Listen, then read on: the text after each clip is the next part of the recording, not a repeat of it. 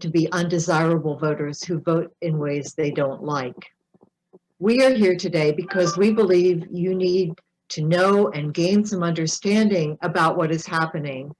And by learning, you will be able to speak with authority and more effectively to prevent the passage of legislation that will hurt all of us. I want to thank my friends and colleagues who I'm honored to be co-sponsors with for our event today. The Reverend Joan Sabatino is the Executive Director of the Unitarian Universalist Justice PA, and UU Justice is supplying the Zoom connection for this event. So many thanks, Joan. Joan will be helping to wrap things up later in this hour. Tracy Pasquale is the Executive Director of Lutheran Advocacy Ministry in Pennsylvania, and she's been our main point person working to get our guest speaker on board for today, so thanks also for that. Tracy will speak to why our engagement on this issue is so important for people of faith, and then she will introduce our guest speaker, Alexa Grant. A couple of housekeeping details. One is that this is a webinar, so the only images you will see on your screen are those of us who are speaking. So that's one thing. If you have questions, you can enter them in the Q&A box you should see at the bottom of your screen. And you could do that really at any time, but those questions will be held until after our guest speaker has spoken. And finally, everyone on this call is muted except for those of us who are presenters. So anyway, now with that, Tracy, please take it away. Thank you, Sandy, and thank you everyone for making the time to be here today. As people of faith, we acknowledge good government as a gift intended to do what our faith communities, families, individuals, and businesses cannot do on their own: protect and coordinate the well-being of individuals, communities, and creation. Taking partisan stances is not the role of our faith bodies, but there's a difference between partisanship and politics. Politics has to do with negotiating how the benefits and burdens of living in a society are shared. Politics is key to self-governance. We recognize the ambiguity that civil government at all levels can be a force for good or for evil, or most accurately, both in some combination. Our traditions teach that all have a responsibility to make our government function well, not to abandon our democracy, but to engage it in a spirit of robust civic duty. We are freed to participate in government and civil society for the flourishing of human lives and communities. In the United States, we hold that our neighbors are best served by a government in which earthly power is held publicly by the people, a democracy, and they are governed by representatives chosen in fair elections in which each person is assured of their vote, a republic. Such consent requires government to allow the neighbors it serves to pursue their lives in a spirit of freedom. The importance of this point is illustrated by the shameful history in which so many, such as African Americans, Asian Americans, Latinx peoples, Native peoples, and women, have been denied the right to vote, and so were governed without consent. Even today, many people cannot vote on matters that affect them directly. To evaluate how well agencies of government are doing their proper work of providing for the safety and well-being of those within the country's borders and or jurisdiction, we ask one simple but all-encompassing question: is the neighbor being served? The political health of our nation still suffers from the stain of anti-democratic exclusion. Efforts to restrict access to voting should be condemned and resisted. Government cannot function without legitimacy. For it to work, people must believe that those in authority have been given that power legitimately through a fair and transparent process. As people of faith, we believe we must act as good stewards of our citizenship. That's one way we can demonstrate love for our neighbors. In a democracy, participating in government is the way we make decisions not only about how we will live together in our mutual home during our mortal lives, but also what we leave behind for those to come. For this reason, we welcome Alexa Grant as our guest today.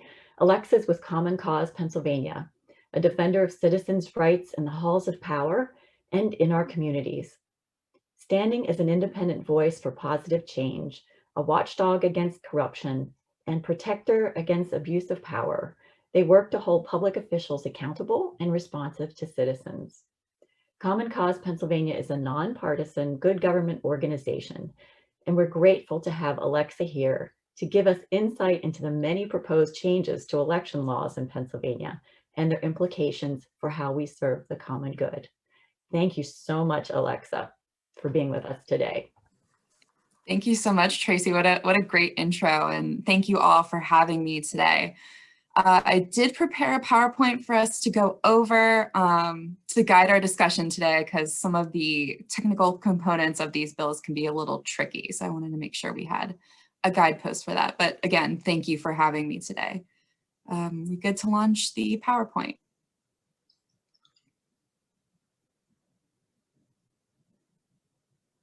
Bruce, are you there? I'm working on it. Sorry. Okay, that's okay. It's all good. It's all good. Oh, Got yeah. the little screen and I can't find the share thing. I'm fine. It's on the bottom. It's green. Oh yeah, I remember that now. The Zoom era is very fun. I've done this a few times. There we go. And I have to go back one page. Totally fine. There we go. Awesome. Great. Well, thank you all again for having me. Tracy went over kind of our guidepost and our mission. So we can move to the next slide and just touch upon it again, just so everyone is on the same page. So we are a nonpartisan grassroots organization dedicated to upholding the core values of American democracy. So we're not Republican, we're not Democrat, we are completely nonpartisan. And that's why we get to have such a unique view when it comes to issues like this. Next slide. So here's some of the work that we do. We create ethical and open government. We reduce money's influence in elections and government, ensure fair districts and a reflective democracy and redistricting, expand voting rights and election integrity, which we'll talk about today. We promote free speech, accountability in the media, and above all, protect the Constitution, courts, and other democracy reforms. Next slide. So what the focus of what we're going to talk about today is election code changes in Pennsylvania in this year. Next slide. So where this really starts is post-insurrection on January 6th. Before that, Pennsylvania has been the forefront of voting and election challenges in the nation. We had several lawsuits, as many of you can remember, resulting towards the election. The election was certified, good to go, and the results were certified as well. Following the insurrection on January 6th, the House State Government Committee announced it would be holding a series of hearings focusing on election reform in Pennsylvania. These were called election integrity hearings, and they held 10 of these spanning from January to April. So for that span of time, there were 10 hearings totaling overall about 50 hours. I was lucky enough at the office to win the poll for watching each and every one of them. So I tuned into those hearings for you, and I'll just give you kind of a overall of what we heard. So each hearing focused on a different area in PA election law. Voter registration, voting machines, county viewpoints, what other states do, kind of touched all over the place. But some of the overarching themes that we saw come from these hearings, especially from the counties, is that we need pre-canvassing and we need more money for elections. That was something that was said over and over and over again.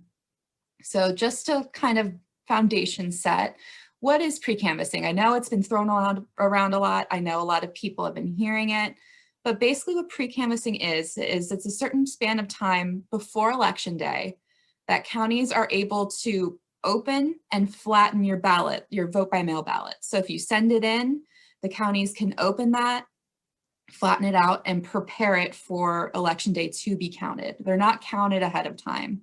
This is more of an administrative lift to go through all of that. I mean, in the election, we saw millions and millions of ballots being sent in, and counties couldn't even open the ballot until 7 a.m. on election day. And as we saw, it took a decent amount of time to go through and count all those ballots. So this pre-canvassing would allow counties more time to go through, flatten it out, and prepare. So we would have less lag time following Election Day. But we're not limited to just the House hearings. We also have a Senate Special Committee on Election Integrity Reform. They held 3 hearings on the 2020 election as well. And we have the Joint State Government Commission with ongoing hearings and discussions. So 3 separate bodies have held over 13 hearings just on the election alone. So that's a lot of people talking. And we've heard the same things over and over again. Counties need pre-canvassing and they need more money for elections. Next slide. So in terms of legislation, following these hearings and throughout, we knew we would see numerous voter disenfranchisement bills that would be introduced, and we did. We saw a number of bills, some of them as far going as eliminating vote by mail completely, some just focused on voter ID, and some that were wide reaching and were called an omnibus package, which we'll talk about later. But we also knew that just because a bill is introduced didn't mean that it would get voted on. Bills are introduced all the time, and sometimes they're just introduced for that very point of being introduced as an idea. Sometimes they're used and they're taken as a component for an omnibus bill package, which we'll talk about. And we knew this omnibus bill package was coming because any type of election code change in Pennsylvania typically comes in this package. So when I say omnibus bill package, what does that mean? An omnibus bill package is when you have multiple components of the election code being changed in one bill. So really, it's like having multiple bills in one. And we'll talk about how HB 1300, the bill we'll be discussing today, fits that omnibus bill package meaning. Next slide. So the bills we'll be talking about today, I'm too good. House Bill 1300 and Senate Bill 735. Our main focus will be on House Bill 1300, but Senate Bill 735 relates to that. So we'll touch on that in the end as well. Next slide. So here we go. This is the bill that everyone has been talking about. This is the bill that I've been waiting to see personally for about 6 months now. And this is House Bill 1300. It was introduced by House State Government Committee Chairman Seth Grove and totals 150 pages. Now, for some of you watching, is that a lot? Yes, it is. The typical bill can range anywhere from 4 to 10 pages. So being 150 really tells you that there is a lot going on in this bill. Next slide. So what is going on in this bill? Here are 6 of the main areas I'm going to touch upon today. There is a lot more in there, but these are the ones that I want to draw your attention to. The restrictions that are placed in this. Because we've seen in the media and we've seen from Seth Grove and the committee themselves, they're selling this bill as a voting rights package that has easy access for all. But that's just not the case because we see more restrictions than we see benefits in this package. We see limiting of drop boxes, limiting of satellite election offices, or I might refer to them as SEOs, voter ID, we see signature verification, which I'll explain, a wide range of audits and deadline changes. So these are just some of the things that we've seen in here that have put our feelers up here at Common Cause being like, that doesn't seem right for the voters of Pennsylvania, especially considering all that we've done in 2020 and the amazing turnout we saw. We had the highest number of people registered to vote in 2020 in the history of Pennsylvania, over 9 million voters. And as we know, there was no fraud found. Pennsylvanians love this system. Are there improvements that can be made? Always, absolutely. But these are not those improvements. Next slide. So first, we're going to talk about the limit to the use of drop boxes. So not every county in Pennsylvania had drop boxes in the 2020 election.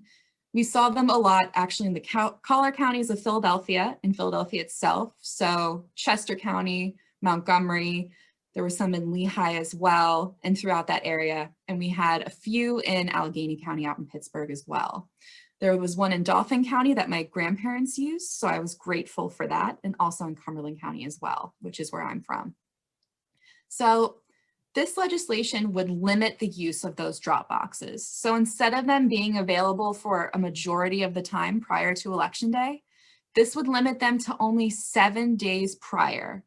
And they would only be limited to hours like when the polls are open. So from 7 a.m. to 8 p.m., that would be the only time they would be open to use those drop boxes 7 days prior to the election. Another limitation placed on drop boxes is an interesting concept here, requiring 2 partisan inspectors to be present at each drop box. This is a security measure that Republicans are proposing that I haven't seen to date.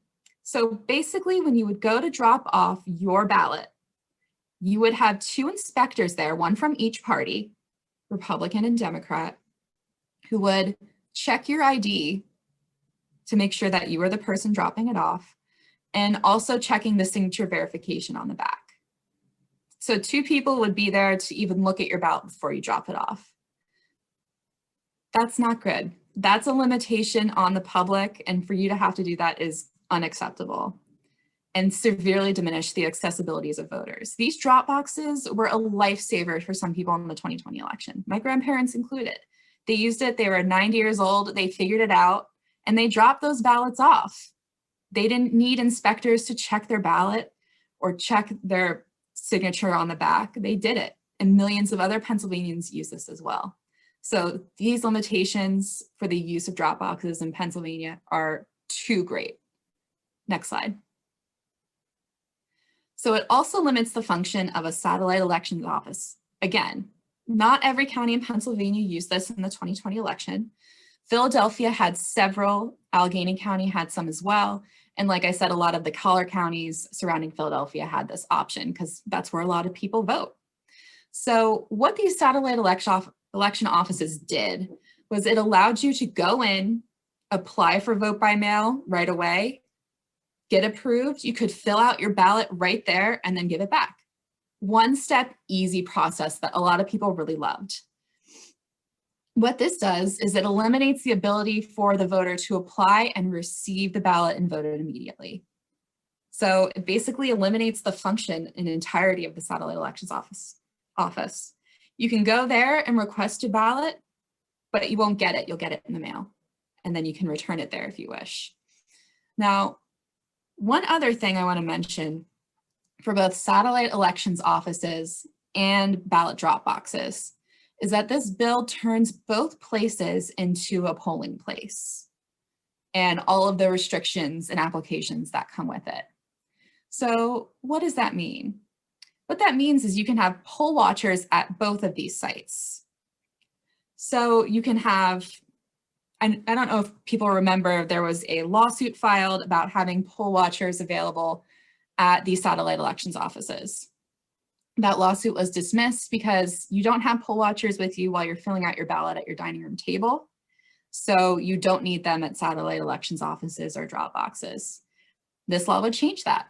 So you could have a poll watcher standing over your shoulder while you fill out your application and also while you're dropping off your ballot. So on top of the 2 poll inspectors that are already there, or drop box inspectors that are already there, you could have poll watchers there as well. So you could have multiple people surrounding a drop box when people approach it, which I would be intimidated walking up to that many people surrounding a drop box, and I'm sure others would as well, and that's unacceptable. Next slide. Voter ID. I know this has been a topic of conversation for a lot of people. It's definitely been out there, so I want to talk about it a little more in Pennsylvania. First, I just want to say that requiring any kind of ID to cast a ballot inherently makes it more difficult to voters who have been traditionally disenfranchised to vote.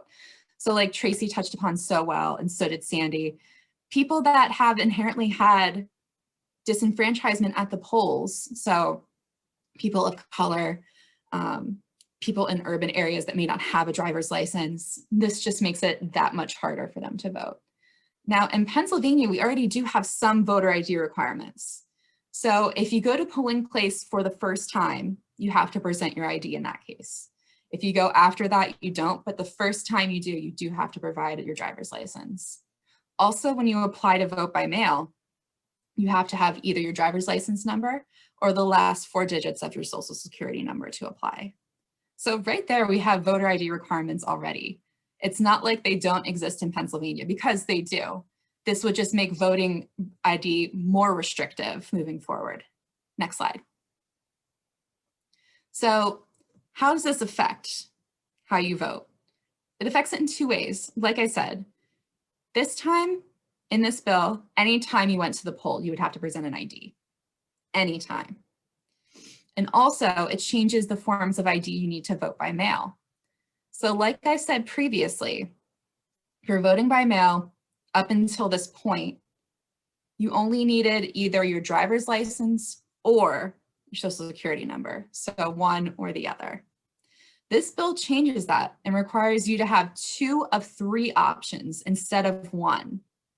So under this new law, if you go to apply to vote by mail, you need to have either your driver's license and the last 4 digits of your social security number, while also having a 3rd option of a voter registration card, which will be sent to you at some point in the year following this bill passage. So it increases the number of IDs you need just to apply to vote by mail from 1 to 2, which is an inherent barrier and unacceptable. Next slide. So this also requires a signature verification process, which up until now in Pennsylvania, we haven't had.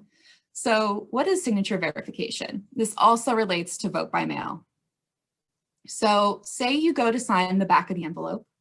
When you vote by mail, remember you have that declaration part where you sign and date. Now, when that ballot is submitted, it will go into a sorting machine that has the capability of a signature verification device. So what this is a software that will scan your signature and compare it to the signature of record. And if that is not exact, they can reject your signature.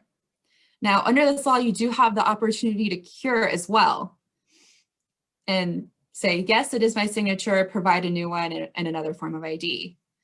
But I don't know about you, I am a nerd. So I registered to vote as soon as I was 18 and I'm now 30 and my signature looks nothing, I'm sure nothing like I did when I was 18. And people's signatures change throughout the years as well. If you're older, you might not be able to hold a pen as well, all of that kind of stuff. And we know that signature verification is not an exact science. And one of the states we heard from in the hearings that I was talking about was the state of Colorado. They do have a signature verification system because pretty much their entire election is run vote by mail. So it's kind of a requirement there. But what they also do is they have FBI training to all of the people that do signature verification in the state of Colorado to train them on looking at the signatures and being what's a flag and what's not. This law falls short of that training and also of the standards of why a signature would be rejected. There are none. So if someone decides that your signature doesn't look exactly like the one on record, you could be notified saying that your signature doesn't match and you would have the option to cure. So we talked about that pre-canvassing process. That pre-canvassing process is 5 days, which is also the amount of time that you would be allowed to cure because that's when people start looking at your ballot. But what if you get notified the day before and you weren't planning to be around for election day? There's a lot of limitations. And so this falls way short of the signature verification that we would need for it to be effective. Next slide. So this one's a little more nuanced, but I wanted to bring it to your attention anyway, because there's been a lot of talk of audits here in the state of Pennsylvania. So what this does is it creates a Bureau of Election Audits. Typically the counties do an audit and it's a statistical audit of 2%. So they go and they check 2% of the ballots that they have and check to make sure that, you know, all the counts make sense. So what this bill does is it removes the audit responsibility from the counties and the Department of State and moves it to the Office of the Auditor General, who is a partisan elected position with zero experience in administering or running elections. Not great to do an election audit. But it's not limited to just the statistical audit that I was talking about. They can also do a wide series of procedural audits, which are complicated and not necessary, and also not a standard practice in United States election audits. So these procedural audits I'm talking about are a solution in search of a problem. They are not required, and they are more prohibitive to counties in taking up their time than producing any actual fraud. I know we've seen a lot in the news with Senator Mastriano and a few other senators from the Pennsylvania Senate going to Arizona to oversee that process. I'm not going to call it an audit in Arizona because it's not. It's a sideshow, it's distracting, and it's a waste of taxpayer time and money. And that will not be the case here in Pennsylvania. But I did want to bring this to your attention just because, hey, election audits are a topic of discussion in this bill as well. Next slide. So something that's real easy to digest is it moves the deadline for registering to vote and to apply to vote by mail. So as we know, typically, people that aren't me, aren't thinking of days ahead of time about registering to vote.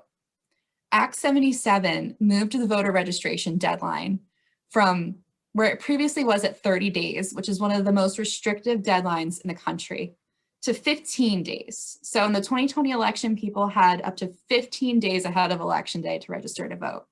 And that's about right in the middle of the pack with a bunch of other states, 15 days.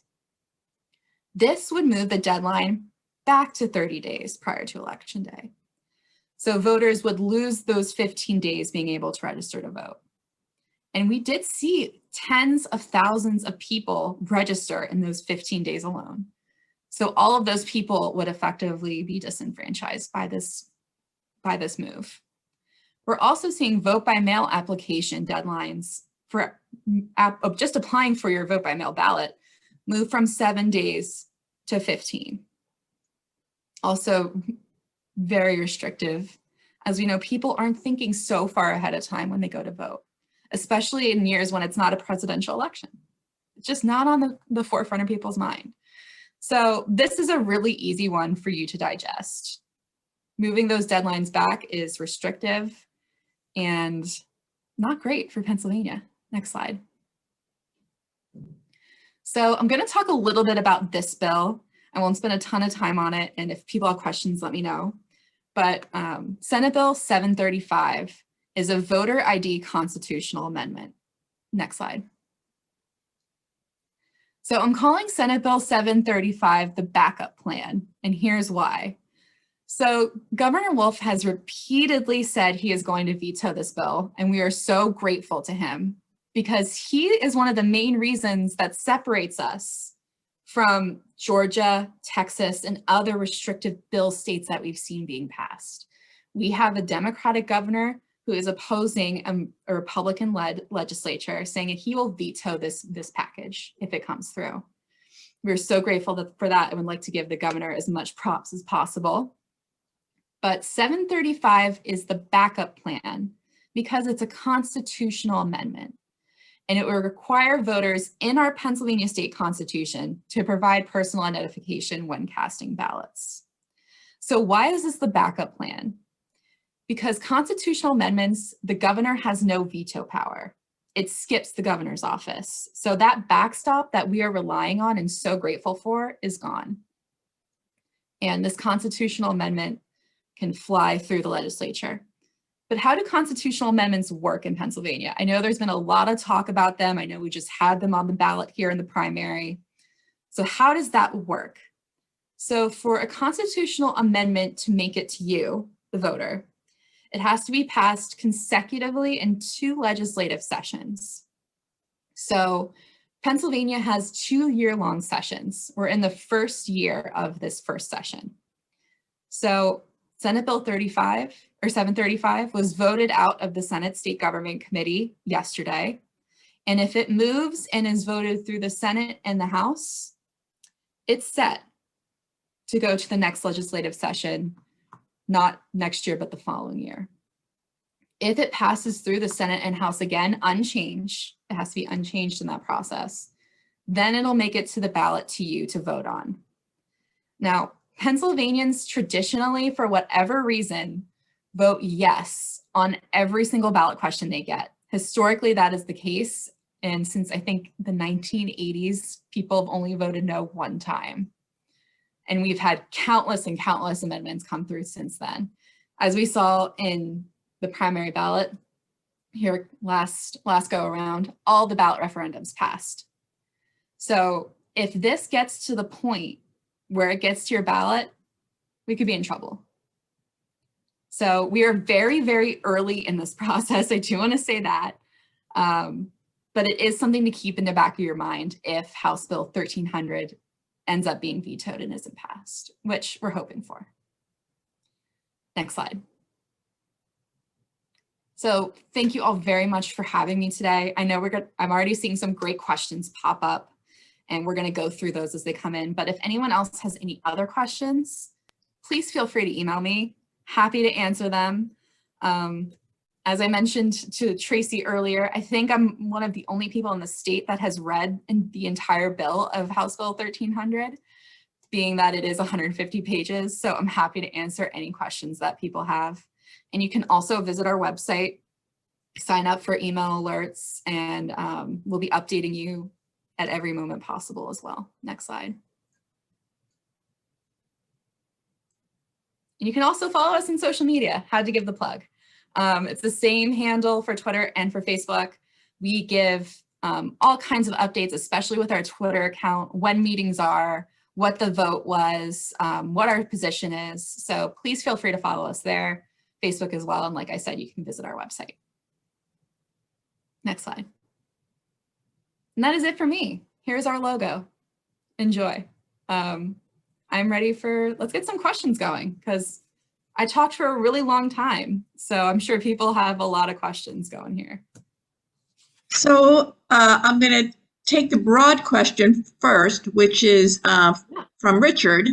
And you mentioned that Wolf has said numerous times that he will veto any voter suppression legislation. Is there any legislative support to override a veto? Not at this point, and Republicans have been unsuccessful in overriding any veto that has come forward. They would need a certain number of Democratic legislators to join them for that override because they do not have that supermajority. So that probability is very low, and Democrats have said repeatedly in caucus that they are against this. So that probability is very, very low. Okay. So other panelists, people are asking for our emails addresses in the chat. If you could do that, Alexa just provided hers. This is from David, who I know from March on Harrisburg, and he's asking regarding the two partisan inspectors needing to be present at drop boxes. Would this not be easily gamed, in quotes, by the party not wanting voters to access drop boxes? If an inspector happened to not be present, would voters be turned away? Yeah, I mean, it's very open for interpretation the way that the law is written. So if for some reason, I won't go into the details, but if one party was more restrictive than another, they could almost harass voters when they're putting in their ballots, making it more difficult for them, taking a long time inspecting it, taking a long time to check their ID, just making it more difficult.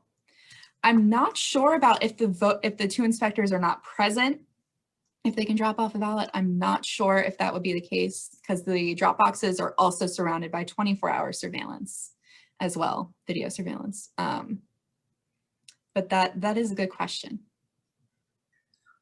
Les is asking for you to, I think, who are the sponsors of House Bill 1300 and Senate Bill 735? I think you mentioned Seth Grove, but see on 1300? Yeah, so Seth Grove is the main sponsor of House Bill 1300. And there are a few Republican sponsors as well. I know Representative Ryan is one, but and there are probably 5. There aren't many. And I can put the link to the bill in the chat as well, so you can take a look for yourself. For Senate Bill 735, the prime sponsor is Senator Judy Ward, and she has proposed several other similar restrictive voting bills as well. So those are the two sponsors for that one. And I can put the links to each of the bills in the chat for anyone to take a look at more detail as well. Thank you. Yeah.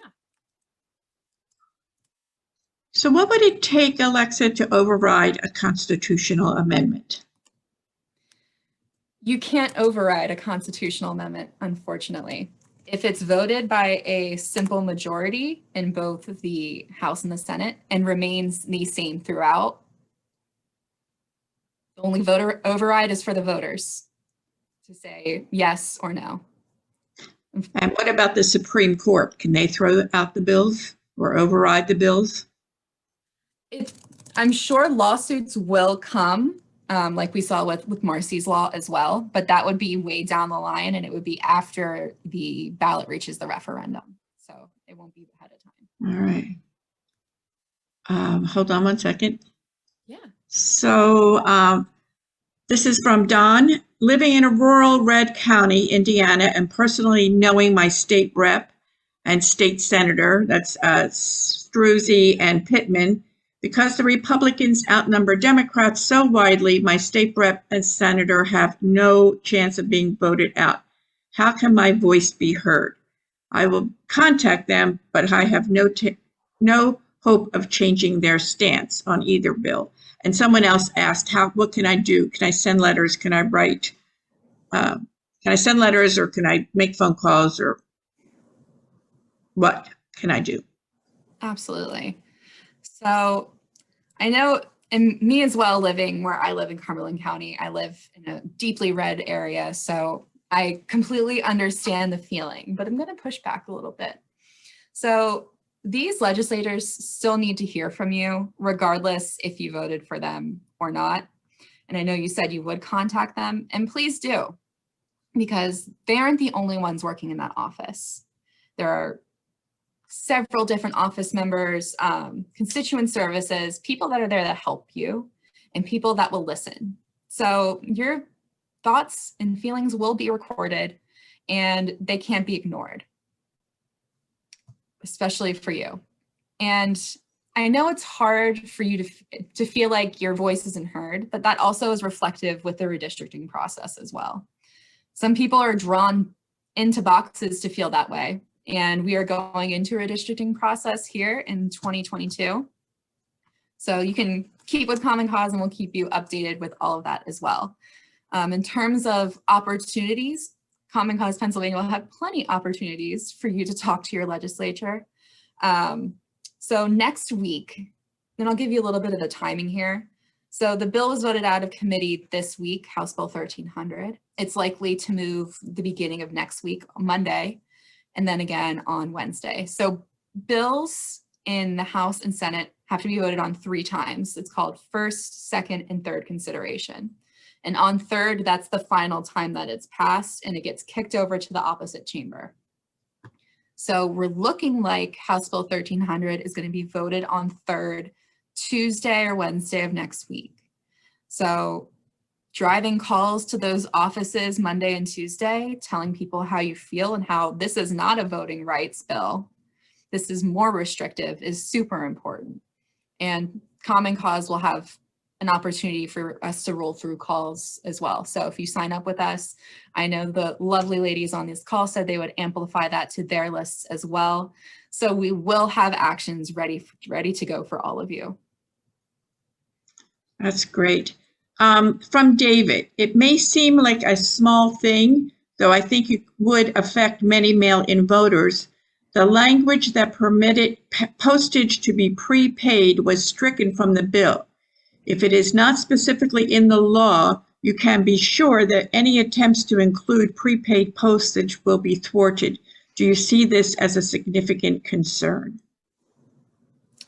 Yeah, so any type of, any type of barrier to the ballot is something that we're not in favor of. We were very lucky last time around that Governor Wolf announced that all the ballots would be prepaid.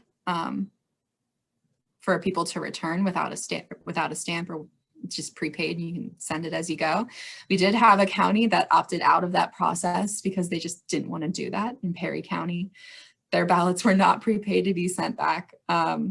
It is a barrier. I think it's likely something that can be agreed upon down the road, but it's not something that made it into this legislation. It's something we'll keep advocating for because you're right, it is important.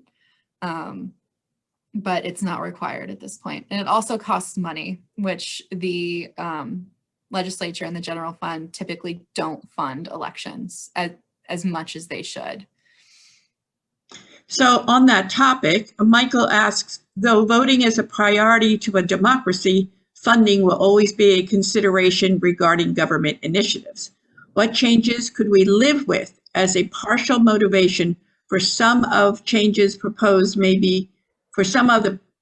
proposed may be related to cost of implementing more options for submitting ballots? Not sure I get that. Do you? There's a lot to unpack there. I'm not comfortable with living with any of these in the bill because it's just too far reaching, it's too large, and there are too many negatives that outweigh the positives. What we know now, absolutely, is that counties need money and they need time. So counties need that time to pre-canvass, and they need the money to do it correctly and do it well and to carry out the rest of their elections.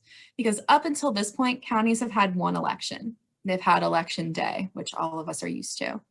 Now they're simultaneously almost running two separate elections with vote by mail and with election day. So that takes a lot of people and it takes a lot of time and money. And counties desperately need those funds and desperately need to pre-canvass. But holding them hostage to do this bill package to do so, I'm not comfortable with that. All right. So Alexa, from David, do you expect any meaningful amendment process occurring with this proposed legislation?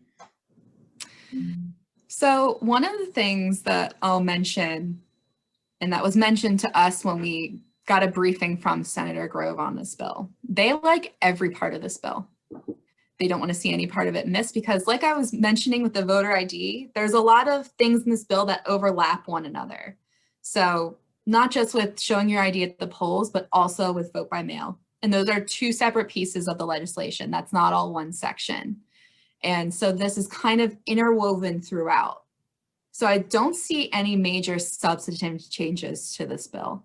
I anticipate we will see a ton of amendments on it, especially on second consideration when this bill goes. There will be a lot of amendments presented, but I don't see any substantive changes that would change my opinion. And Common Cause has come and said that we will not support this bill in any way, shape, or form because we've done this before. Okay, I'll just put a call out if there's any more questions. We're reaching the end of what's in the Q&A queue right now. But Richard asks if you have, and this is a little off topic, but I think you'll be fine with answering it. Do you have any sense of the Legislative and Congressional Redistricting Act legislation, House Bill 22 or Senate Bill 222 moving forward in this session? So I see we have a fair districtor on the call. Welcome. We always love our fair districts people. Those are the LACRA bills that they have introduced. I unfortunately don't see that moving anytime soon. Considering that the LRC has already been seated and are already starting to go through that process, I don't think we'll see them move. We're seeing a lot of great co-sponsors get onto the bill, which is always a great thing. But I don't anticipate that moving in this session, unfortunately, as much as redistricting reform is desperately needed in Pennsylvania. Okay. Give people another minute in case somebody wants to throw out another burning question. Although, Alexa, you did a great job both in your presentation and in your answers. Thank you so very much. Yeah, thank you. Thank you so very much. Sandy, thank you. Sandy wants to know, what about the possibility of a Texas type option? Yeah, so I think the main difference that we'll see there, I mean, we saw Democrats walk off the floor in Texas. I'm not as up to date as what's going on in Texas because I've been head first in House Bill 1300 for a few days now. But like I mentioned earlier, the main stopgap, the main difference that we have is Governor Wolf and his veto pen. And that's something that we can call out and say thank you to Governor Wolf, give him a little cover there. But yeah, that's the one main difference we have here in Pennsylvania, having a veto pen.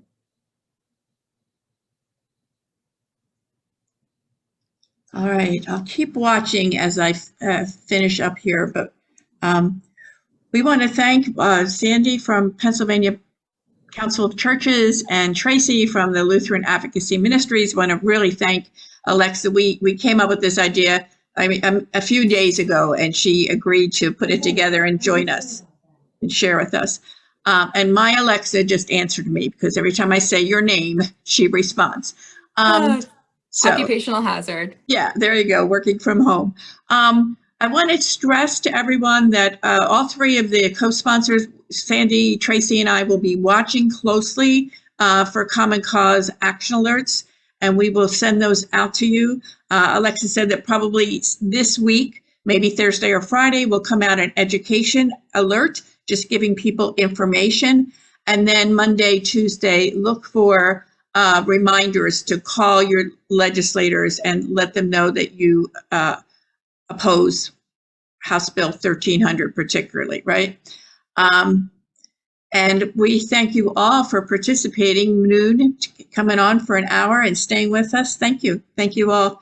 Thank you all very much. And I'll throw out one other thing, and that is that this is the first time that the Unitarian Universalists and the Lutherans and the Pennsylvania Council of Churches, at least in my tenure time, have found a way to work together. And so we hope to continue this collaboration. So thank you. Well, I'm going to amend that a bit. I think we work together all the time, and I don't want to give people the wrong impression. This is the first time we've been able to offer a presentation together. There you go. Right. Yeah, we work together well. All more publicly, more public presentation. Thank you, Joan, for You're welcome. For running the webinar. Thanks, You're welcome. Thank you all very much. And I'll send the video out. I have to do a little editing from the beginning and end probably. So by tomorrow morning, it'll come out to people. Okay. Thank you so much. Thank you. Thank you. Take care.